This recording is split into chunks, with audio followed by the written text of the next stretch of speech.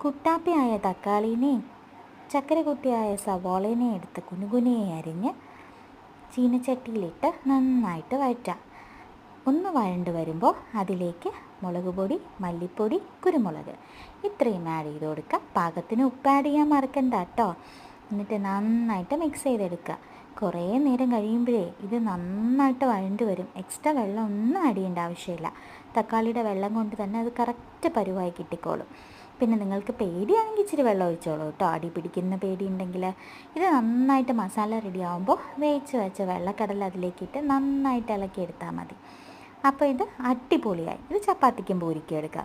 പക്ഷേ ഇഡ്ഡലി മസാലയിലിരുന്നെങ്കിൽ കുറച്ച് പാലും കൂടെ ഒഴിച്ച് ഇതിനെ നന്നായിട്ട് വേവിച്ച് ഉടച്ചെടുക്കണം.